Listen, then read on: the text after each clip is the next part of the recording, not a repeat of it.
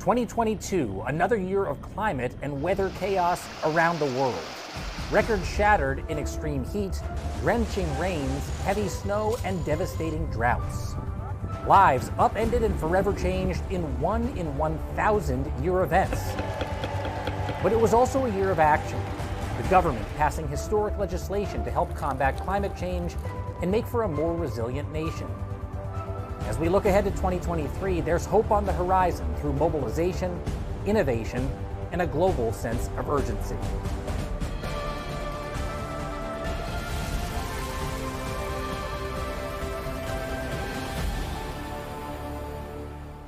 Hey everyone, I'm Jacob Soboroff. This year's climate headlines spanned from hope to tragedy. The United States invested more money than ever before to address the crisis. Sweeping legislation made planning and paying for a greener future possible. A new spotlight shone on renewable energy in the wake of the war in Ukraine. But climate experts warn global progress has been slow as governments around the world face looming energy and financial crises. With tomorrow's climate already here today, the countdown clock is picking up speed. Some of this year's extraordinary weather events were supercharged by climate change. NBC News meteorologist Dylan Dreyer takes us through the extremes of 2022. 2022, a violent year of climate and weather extremes. From heat waves and drought to catastrophic flooding and hurricanes, the impacts reverberating around the globe.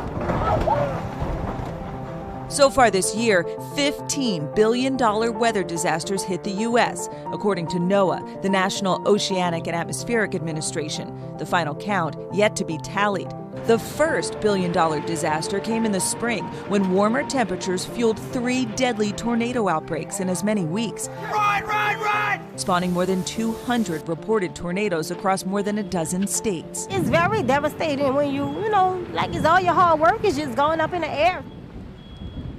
In the West, sections of Yellowstone National Park were devastated by destructive flash floods.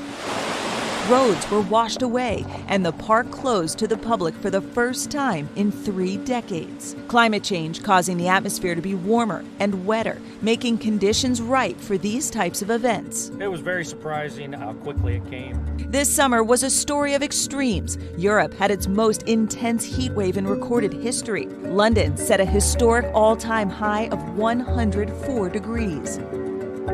Back in the U.S., 6 1,000-year floods occurred in the span of 5 weeks in July and August. Places like St. Louis, Dallas, and eastern Kentucky deluged with 8 to 15 inches of rain in just 24 hours. Death Valley received its entire year's worth of rain in just 3 hours. The footprint of climate change leaving its mark across nearly the entire U.S. Parts of the West baked in the most severe heat ever recorded in the month of September. I've never dealt with something this hot before. Nearly 300 weather stations hitting their hottest temperatures in places like Salt Lake City, Reno, and Sacramento. Meanwhile, already extreme drought conditions in the region worsened. Lake Mead's water level plunged to its lowest yet. The Bureau of Reclamation declaring a Tier 2 water shortage for the first time ever, hoping to avert a water crisis. After a slow start to the hurricane season, Category 4 Ian roared ashore southwest Florida with winds topping 150 miles per hour, tying for the 5th strongest hurricane ever to strike the United States. Neighborhoods in Fort Myers and Naples left in ruin.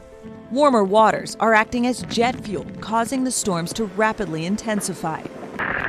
Just as the season was coming to a close, Category 1 Nicole became the first November hurricane to make landfall in nearly 40 years. Scientists attribute this to warmer sea surface temperatures in the Atlantic Ocean, this year running up to 3.5 degrees above average. Nicole is the nail in the coffin for Daytona Beach shores. Ian came in and did all this damage, and now Nicole is just putting us away.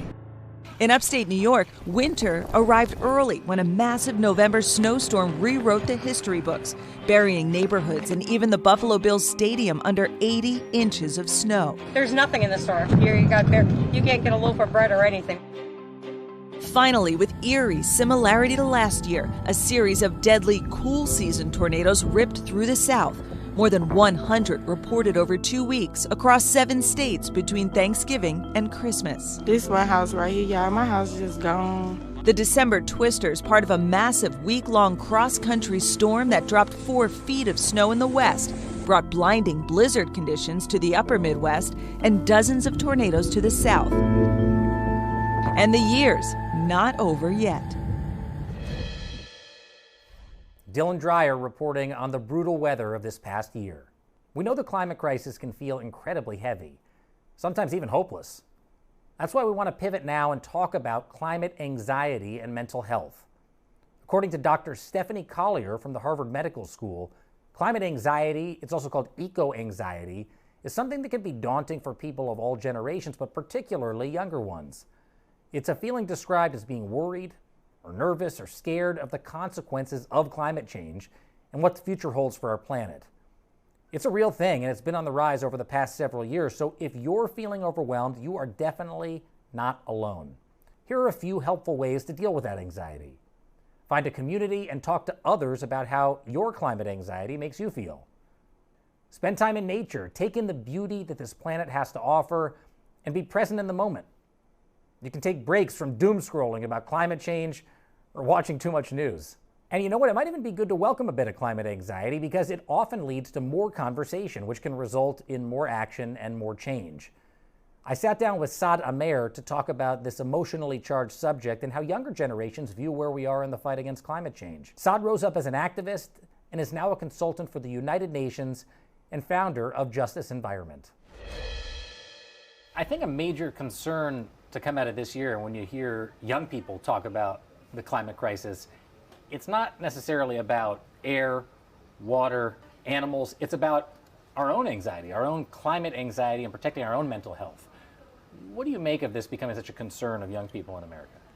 I mean, if we look across America, mental health is not taken care of in any substantial way. We see young people in particular experiencing high rates of depression, anxiety, and all sorts of other mental health issues. So it's not a surprise that there's a connection between the climate crisis and these mental health issues.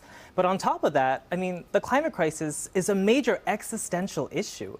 We see that there are floods, wildfires, droughts happening all across the country, and we know they're going to continue to happen. When you see a report from the United Nations that says climate change, as we know it today, might not be reversible, what do you think? The United Nations is ringing every single alarm bell. We see the Secretary General, the head of the United Nations, calling this code red for humanity in a recent major report.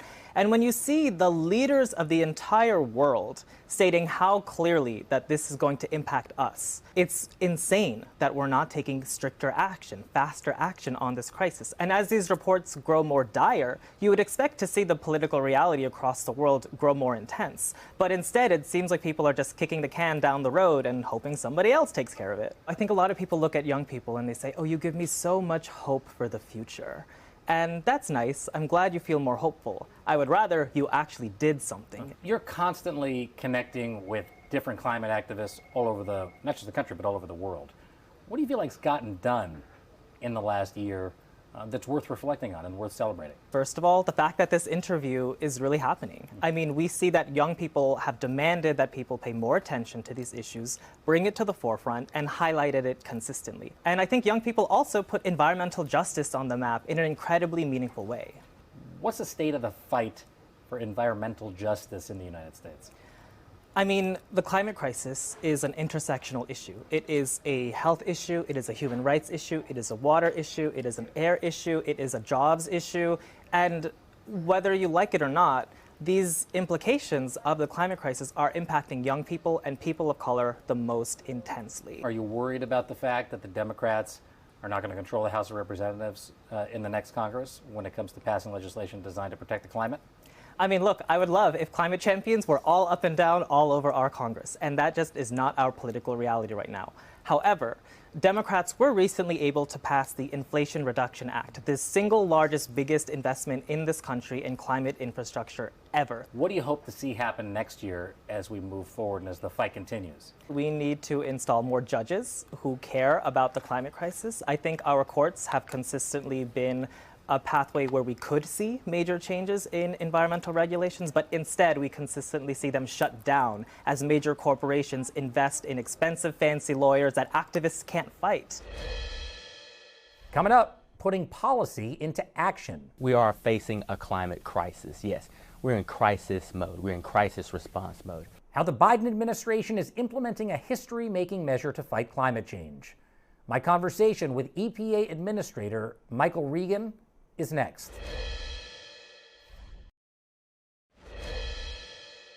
Welcome back to Our Planet's Future, Combating Climate Change. Rising temperatures are not just a threat to natural resources across the planet, but also critical to infrastructure that's essential to our daily lives. Stronger storms are happening more frequently, and they're stressing our fragile electric grid, sometimes leaving people without power when they need it the most. That's why more towns and private businesses, even parts of the military, are turning to a new resource to keep the lights on after disaster strikes.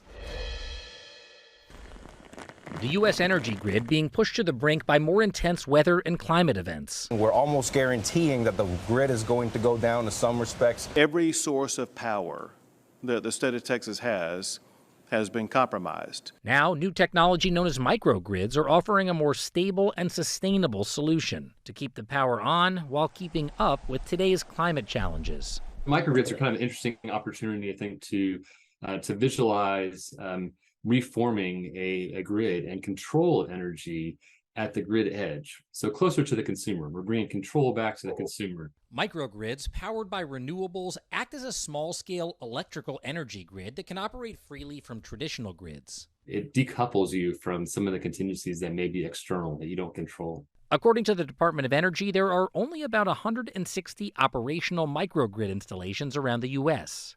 That number, though, is expected to boom in the coming years, largely in part due to major investments by the U.S. included in the Inflation Reduction Act, billions of dollars to expand the use of microgrids, and major tax credits for manufacturers. If you go back to 1929, you could always help your neighbor out by bringing them a cord of wood or a gallon of kerosene, but you could never bring them a gallon of electrons, right? You can't bring them electricity. Microgrids now making that a possibility. In Tampa, Florida, a first-of-its-kind neighborhood is looking to prove those neighborly benefits in partnership with the local utility company. 37 homes, all equipped with solar panels and energy storage, working together to feed a microgrid. Michelle Johnson recently moved into one of them. They said, "You'll be on the microgrid," and I said, "What is a microgrid?" The whole process is simply a solar panel that can convert the energy from the sun into electrons, and an energy processor like the Block Energy Block Box here that can take that energy, send it to your home, send it to a battery, share it with your neighbors, share it with the grid in a way that's efficient and effective. The recent Hurricane Ian testing the resilience of this system. It was no issue at all. We didn't lose any power. We felt very secure being here with the microgrids and the solar panels. We had neighbors down the street who did not have this system, and they did lose power. Now, she says it's something she can't live without. I would never move into a home that does not have it. I would look around for it, yes. Because it's safety, it's security. It's common sense to me. In August, President Biden signed a bill into law that included more than $375 billion to fight climate change over the next decade. It's the federal government's biggest investment ever to fight what the EPA administrator calls a climate crisis. We recently sat down with him to talk about turning that legislation into results and whether the parties can find common ground when Republicans take over the House in January. When it comes to the climate, what is the most urgent threat facing the United States today? I think this country is seeing the full breadth of the threats from climate change and the climate crisis. And that's why the president has deemed this an area of focus that we are laser focused on. Every single cabinet is focused on climate change and the impacts of climate change. $370 billion in the Inflation Reduction Act alone to combat climate change. When, how, and where will Americans see that money put to use? They'll see a reduction in their energy bills because of the push forward in technologies that will reduce the climate change impacts while leveraging tax credits. Americans will see lower cost on electric vehicles, and you're going to see jobs created, and you're going to see America really thrive on the global stage. When you see what happened in Jackson with residents primarily people of color not having access to safe drinking water. This is not the first time this has happened in the United States of America. How do you understand what's happening there and why it continues to happen? Well, you know, we've seen these systemic failures all over the country, and unfortunately they are our communities of color, our black and brown communities, our tribal communities, low-income communities. Some of our poorest communities we see have faced indifference, a lack of investment in infrastructure, and so that's why the bipartisan infrastructure law is so important. $50 billion given to EPA to focus on investing in water infrastructure all over this country, and more than 50% of those resources will go specifically to the disadvantaged communities that have faced these troubles for far too long. You and the EPA have tightened emission standards on automobiles, and by 2026 it's going to be 40 miles per gallon, if I'm not mistaken. First of all, is that feasible, number one? And number two, what will the results be if indeed those standards are met? You know, we know that they are feasible because our technology standards are designed based on cost benefits and feasibility. So we believe that not only will this country hit those targets, but could potentially exceed those targets. You'll see record levels of carbon pollution reduced to reduce global warming. Obviously, you can't reduce emission standards without the support of the private sector and the automobile industry. Do you anticipate that as you go forward beyond 2026, 2027, 2028, the automobile companies are going to stay with you? I do, and as I'm having conversations with the private sector, there is a lot of capital on the sideline that now has the confidence to come off of the sideline because of the massive investments you're seeing from the federal government. We are having a good conversation about real, true public-private partnerships that create jobs and keep this country globally competitive. Come January, the Democrats are not going to control the House of Representatives. What type of meaningful legislative action can be taken during the next Congress in order to protect the climate? You know, I'm excited to say that we have a lot of meaningful legislation that has happened over the past 2 years, and now we need to implement and execute on these billions of dollars that we've been given to help restore communities, to help fight the climate crisis. And so we're excited about the legislation that has occurred. I believe, and this president has proven that he has the ability to work across the aisle. What can you get done? What are your goals for the next 2 years of the Biden administration? You know, my goals are to really focus on continuing the great work we've done to reduce these pollutants that are causing or exacerbating climate change. We have already tackled hydrofluorocarbons, highly potent greenhouse gas emission, going to reduce that by 85%. Methane emissions, we're tackling that from the oil and gas sector. We're targeting 87% reductions by 2005 levels. But then we also have another set of technology standards focused on cars and trucks. And finally, we're going to push a regulation and technology standards that focus on the power sector, our coal plants, and our oil and gas sector and natural gas sector. There's been a big effort to shut down these coal-fired superpolluting, so-called superpolluting power plants. How much longer are those types of plants going to remain open in the United States? You know, the market has been acting for the past decade, looking at what technologies are more suitable in this country to generate energy. Up next, harnessing social power to save the planet. How a group of online influencers teamed up to create a massive ocean cleanup campaign. Plus, adapting to the climate crisis. How engineers are using nature and technology to stormproof a coastal Air Force base destroyed after Hurricane Michael.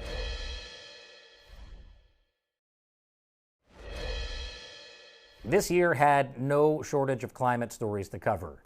And although the extreme weather events and the politics around climate change are important to cover, here at NBC News, we always try to put a spotlight on unique ways people are finding solutions to this crisis.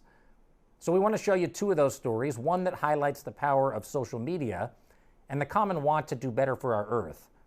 And the other story is about resilience and rebuilding after tragedy as a matter of national security. Take a look.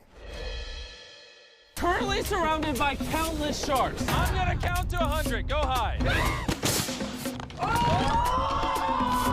Jimmy Donaldson, aka Mr. Beast, and Mark Rober are two of the biggest YouTubers, currently with more than 100 million subscribers combined. They've racked up views and millions of dollars by playing pranks, doing science experiments, and breaking world records. Now the pair have harnessed their social power for a purpose. The goal of Team Seas is to remove 30 million pounds of trash from the ocean. Probably the craziest thing we've ever attempted. The idea came after the duo had success with what they called Team Trees. 2,600 trees are being planted every single day with teamtrees.org. Planting more than 20 million trees over the last 2 years, and now turning their attention to our beaches. The idea here was to crowdsource the biggest ocean cleanup ever. And you went about it first by sort of targeting other influencers to kind of get them on Team C. We made like a pitch video, 1 minute, really tight. It doesn't really matter what you do, as long as you direct your viewers to teamseas.org and let them know that $1 means 1 less pound of trash in the freaking ocean. And I feel like almost everyone said yes in some capacity. Go Team Seas! Let's do this. Let's go Team Seas! The campaign was an immediate success, raising more than $30 million in less than 2 months. The influencers then worked alongside nonprofit organizations who've been doing this for decades to take action, and we got to tag along. We're here in Gringo Beach, Haina, and we're expecting around 300 volunteers. Team C's partner, Ocean Conservancy, focuses their efforts on shorelines around the globe. And as their senior director, Nick Malice, told us, this beach in the town of Haina, Dominican Republic, is one of the most polluted on the planet. 11 million metric tons of plastics enters the ocean every year. And that's more than a garbage truck worth of plastics every minute. And so the result is these items wash out into rivers, out into the ocean, and unfortunately end up on beautiful beaches like this around the world. How cool is it to be part of the largest crowdsourced cleanup of the ocean and beaches? It's pretty freaking awesome. We have many people in the ocean conservation community say, I've been trying for 20 years to get my kid to care about what I do, and Mr. Beast and Mark put out one tweet, and all of a sudden I got to empty my piggy bank to contribute. So it's been truly transformative. Emmy Oviedo is a volunteer and an avid Mr. Beast fan. It was really amazing how 2 people can make a big difference of how you see trash in the beaches, how dirty they are. You think they can make a big difference? They can make a difference. The real power behind Team Seas and Team Trees isn't that it's you have some really rich person coming and donating all this money. It's that you've got kids who are literally giving $1. And to them, that now becomes part of who they are. And when they are at the beach or wherever and they see litter, they're like, I don't think so, man. I am on Team Seas. That's not who I am. And week by week, that team is working together to achieve that goal of removing 30 million pounds of waste. Feels heavy. There it is. We got 26 pounds. And again, it's important to remember that is just plastic. Just in bottles. Just bottles. So what is next? Team Trees, Team Seas, where are we headed? Maybe Team Breeze? I don't know, something with the wind? I'm not sure what's next, but I could say there will be a next. A vital U.S. Air Force base flattened by Hurricane Michael in 2018. Tyndall has been kind of the heart of air dominance, is how we term it in the Air Force. We lost about 484 facilities and over 800 homes just on base alone. Now, Tyndall's mission is to envision, rebuild, and prevail, creating a first-of-its-kind military base that directly considers resiliency against climate change. You're paying particular attention in the rebuild to the impact of weather and climate in general, right?